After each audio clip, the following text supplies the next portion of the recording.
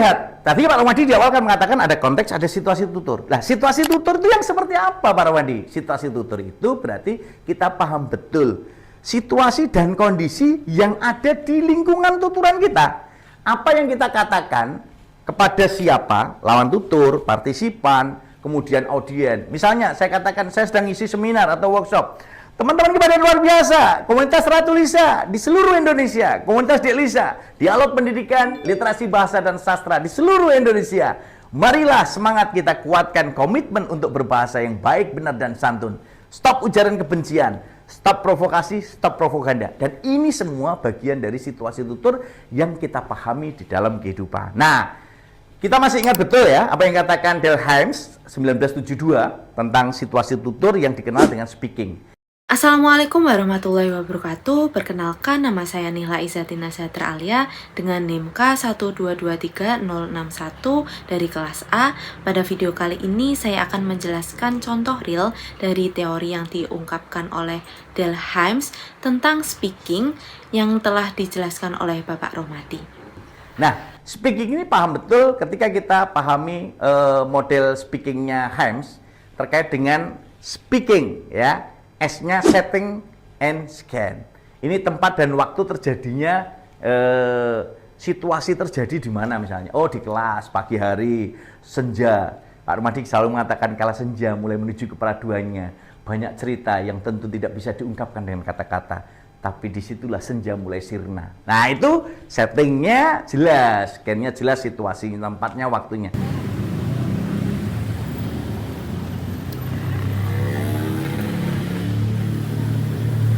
Tutur yang pertama yaitu setting atau tempat.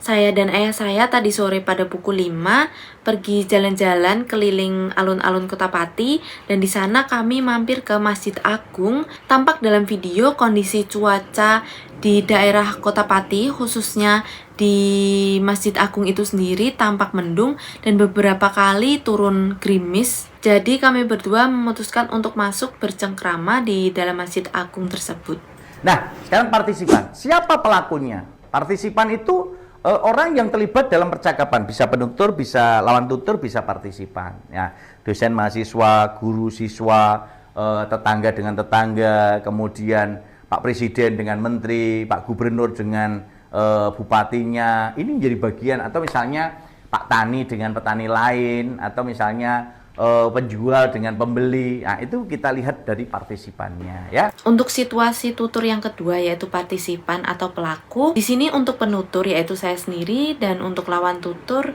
yaitu ayah saya. Nah, ya, kemudian ends ya. Tujuan dan hasil percakapan. Tujuan tuturan ini misalnya tujuan tuturan seorang dosen beri arahan pada materi kepada mahasiswanya.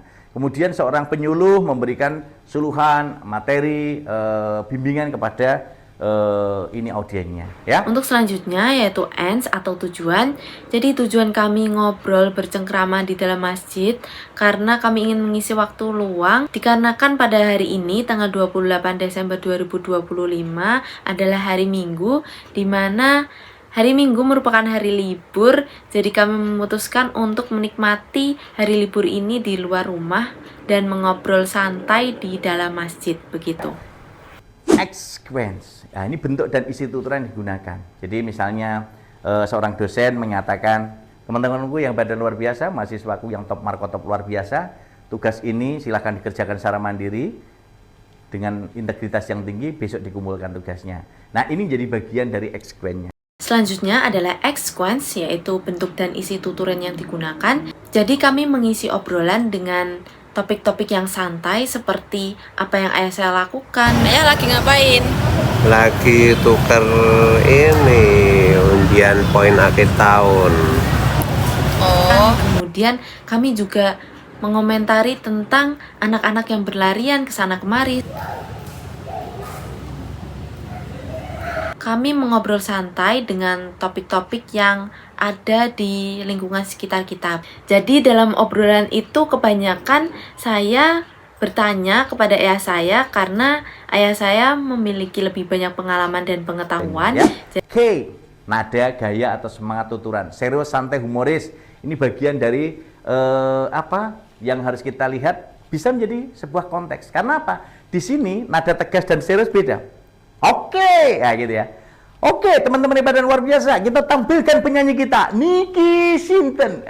Nicky Sinten ya. Ini siapa? Jadi tujuannya untuk berhumor, tapi nadanya nada serius. Kalau nada humor ya tentu akan kita lihat. Oke, teman-teman hebat dan luar biasa, kita dengarkan lagu tentu dari Pak Romadi. Pak Romadi tidak akan menyumbangkan lagu, tapi menyumbangkan suara yang sumbang. Iya, itu. Jadi ada nilai-nilai yang kita bangun. Selanjutnya adalah gay, yaitu nada atau gaya dalam tuturan. Jadi saya terus bertanya kepada ayah saya dengan nada yang penasaran dan juga bersemangat begitu. Emang caranya gimana? Caranya gampang, tinggal buka aja aplikasi operator seluler, nanti masuk ke reward, kemudian ada langkah-langkah selanjutnya, tinggal klik, tinggal dudul untuk menukar poinnya. Lalu instrumentalis ya, saluran atau medium komunikasi, bisa lisan, tulis, digital, non digital. Nah, itu bisa ketemu langsung atau kita secara tidak langsung bisa menyampaikan hal-hal yang teknis. Nah, disinilah yang kita pahami. Selanjutnya ada instrumen atau media komunikasi yang digunakan. Seperti yang tampak pada video, kami melakukan komunikasi secara langsung, yaitu bertatap muka antara saya dan ayah saya di Masjid Agung Pati, begitu. N-nya adalah norms ya, aturan sosial dan norma sopanan yang tadi saya sebutkan, ada konteks sosial budaya. Mahasiswa harus berbicara dengan hormat. Siap, kayak kemarin Pak Presiden sama Mas Adi Kusuma. Saya jenderal, saya hormat pada kau. Wah, luar biasa. Itu bagian dari norms kesopanan aturan sosial. Beliau Pak Presiden jenderal tapi hormat pada direktur perumahan yang selalu membantu orang lain karena selalu menguatkan. Selanjutnya ada norms atau norma. Tampak dalam video bahwa saya melakukan percakapan dengan sopan kepada ayah saya karena saya memanggil ayah saya dengan sebutan ayah, bukan dengan nama ayah saya secara langsung, seperti norma orang-orang di barat yang langsung memanggil orang tua mereka dengan sebutan nama. Jadi saya menggunakan norma di Indonesia dengan memanggil ayah saya dengan sebutan ayah, begitu. Ayah lagi ngapain? Lagi tuker ini. Dan yang terakhir ada genre. Ini genrenya ini jenis tuturan. Apakah ini jenis tuturannya langsung, tidak langsung, literal, tidak literal, dan ini menjadi bagian yang tak terpisahkan dari sisi teks, konteks, dan konteks antara konteks dan situasi tutur. Untuk yang terakhir yaitu genre atau jenis tuturan. Jadi jenis tuturan yang kami lakukan yaitu jenis tuturan secara langsung, di mana berisi obrolan percakapan sehari-hari antara ayah dan anak. Demikian video yang dapat saya sampaikan. Kurang lebihnya saya mohon maaf. Wassalamualaikum warahmatullahi wabarakatuh.